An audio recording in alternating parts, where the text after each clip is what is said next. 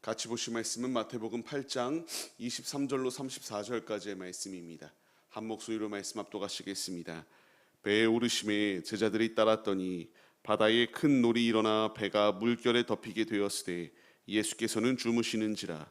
그 제자들이 나와 깨우며 이르되 주여 구원하소서, 우리가 죽겠나이다.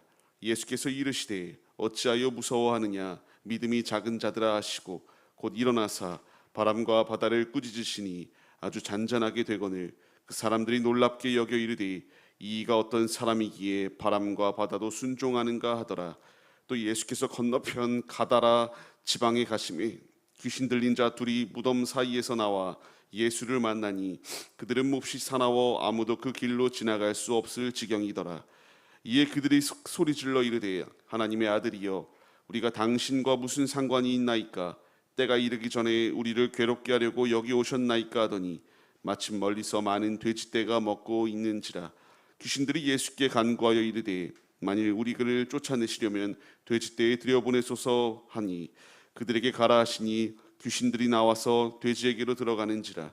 온 떼가 비탈로 내리달아 바다에 들어가서 물에서 몰사하거든 치던 자들이 달아나 시내에 들어가 이 모든 일과 귀신 들린 자의 일을 고하니 온 시내가 예수를 만나려고 나가서 보고 그 지방에서 떠나시기를 간구하더라.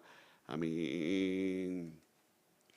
할렐루야. 오늘도 예배의 자리 가운데 모이신 성도님들 주님의 이름으로 환영하고 축복합니다. 같이 나눌 말씀의 제목은 그가 누구이기에 라는 말씀의 제목 가운데에서 은혜를 나누도록 하겠습니다.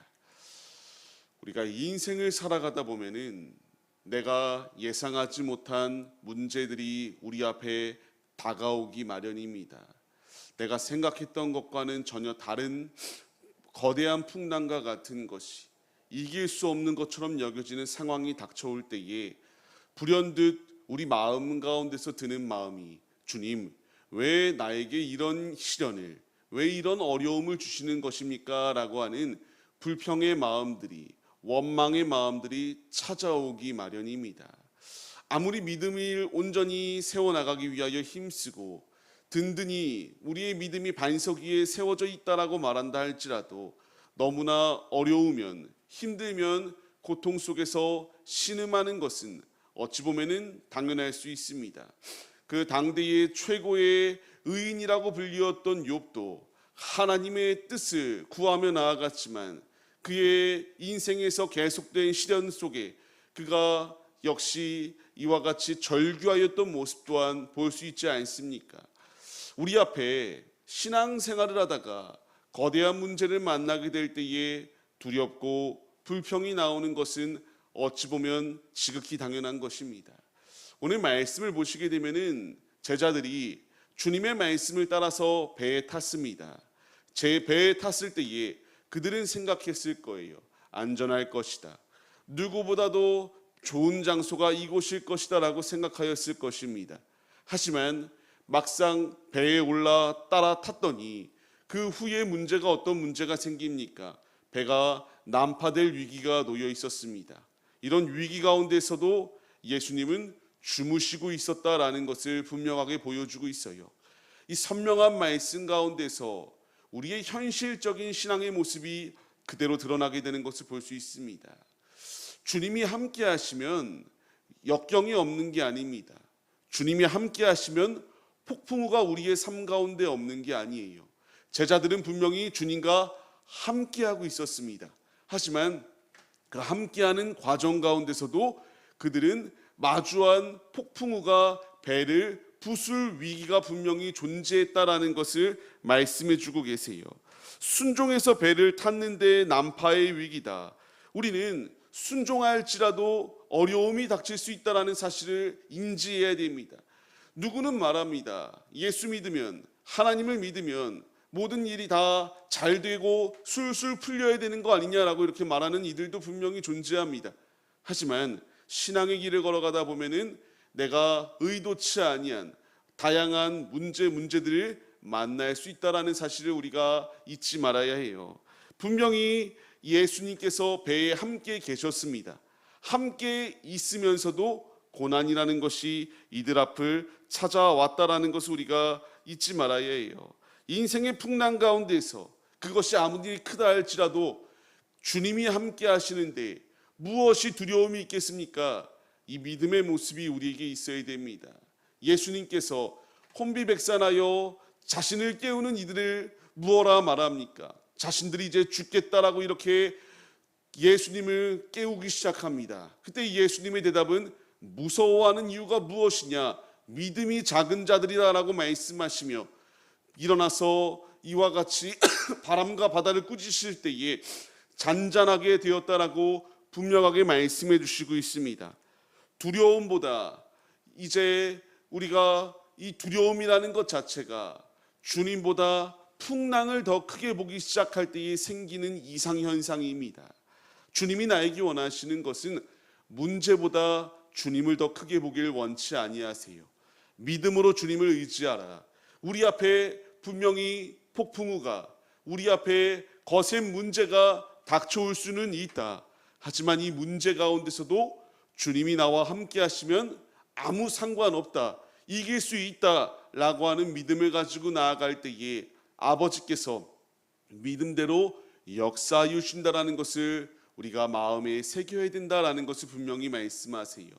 바람과 바다가 왜 이와 같이 꾸짖음을 당하였을 때에 잔잔해질 수밖에 없었습니까? 하나님의 아들이었기 때문이에요. 이들은 분명히 고합니다. 이가 어떤 사람이기 때문에 바람과 바다도 순종하는가라고 이렇게 마음에 놀람이 있었던 게 이 제자들의 모습이었습니다. 우리가 오늘 말씀을 통하여 얻어야 될 교훈이 무엇이겠습니까? 하나님은 불가능한 것이 없으세요. 이 온 우주 만물을 창조하신 이이시며 하나님의 아들이신 예수님께서 우리를 건져주시기 위하여 십자가상에서 사랑을 나타내 보여주셨고요, 친히 우리를 위하여 이 땅에 비하하여 내려오셨습니다. 우리에게 필요한 자세는 주님이 함께 하셔도 분명히 어려움의 순간은 마주할 수 있다. 하지만 감당치 못할 시험을 내게 주시지 아니하는 주님, 시험 당할 즈음에 피할 길을 내시는 그 아버지 앞에 우리가 나의 모든 문제와 이 모든 상황을 더 크게 확대하여서 주님보다 더 크게 보는 것이 아니라 겸손하게 주님 앞에 내려놓을 수 있는 믿음의 모습이 우리에게 있어야 된다는 사실을 분명하게 말씀해 주고 계세요. 지금 우리는 어떠한가요? 예수님은 누구이십니까? 나의 구원자이시오, 나의 생명의 기름을 우리가 믿는다면 의심하고 불평하며 원망하는 것이 아니라 아버지 앞에 온 중심을 온전히 내어드릴 수 있는 믿음의 도구들이 우리들의 모습이 되시기를 바랍니다. 이제 이런 상황 가운데서 주님께서 말씀하시는 것이 무엇입니까? 사람은 자연을 제어할 수 없다. 하나님만이 가능하시다. 하나님께 나의 모든 문제를 맡길 때에 하나님이 일하신다라는 사실을 분명하게 말씀해 주고 계세요. 우리가 누구를 의지하고 누구를 따르냐는 참으로 중요합니다. 주님을 따르는 자, 주님과 동행하는 자, 그 앞에 아무리 거센 폭풍우가 몰려온다 할지라도 주께서 꾸짖으실 때에 잠잠해지는 것처럼 우리 앞에 문제를 주님이 꾸짖으시고 우리 앞에 놓여있는 모든 장애물들을 말씀으로 제거해 주실 수 있는 분이시다라는 사실을 우리가 기억하며 아버지, 이 역경의 상황 가운데서도 가장 선한 것으로 나의 삶 가운데서 인도해 주옵소서라고 하는 거룩한 결단과 고백이 우리 안에 충만하시기를 바랍니다. 이제 이런 상황 가운데서 또 하나의 문제가 생기기 시작하죠. 가다라 지방으로 가시는 때다라고 이렇게 말씀이 기록되어집니다. 거기에는 귀신 들린 자 둘이 있었는데 몹시 사나운 자들이었다라고 말씀이 기록되어지고 있습니다. 예수님의 제자들은 이가 누구이시기에 이와 같이 자연도 순종하는가라고 물음을 표했다면 이들의 고백은 무엇인지를 보십시오. 하나님의 아들임을 분명히 알고 있었습니다. 무슨 상관이 있기 때문에 왜 이 자리에 찾아와서 자신들을 괴롭게 만들었냐라고 이렇게 말할 정도로 예수님이 누구이신지 아는 게 바로 이 귀신들의 모습이었다라는 것을 분명히 보여줍니다. 우리는 분명히 깨달아야 됩니다. 아는 것과 믿는 것은 다릅니다. 이들은 알긴 알았어요. 하나님의 아들이심은 알았지만 하나님을 믿는 존재들은 아니었다라는 것을 분명히 보여주고 있지 않습니까? 결국 이들이 행동한 것은 무엇입니까? 그냥 쫓아내지 마시고 돼지떼에 들어가서 이와 같이 자신들이 이 상황 가운데서 모면할 수 있는 또 다른 길을 열어달라고 이렇게 간청하였던 게 이들의 모습 아니었겠습니까? 주님이 우리에게 원하시는 것은 아는 것으로 그치길 원치 아니하십니다. 믿는 자리 가운데로 나오길 원하고 계세요. 이제 이런 상황 가운데서 이 난폭하였던 귀신 들린 자 둘이 고침을 받았을 때에 그 지역에 살고 있던 사람들의 반응은 어떠합니까? 떠나가라고 말해요. 왜 이렇게까지 말하는 것이겠습니까?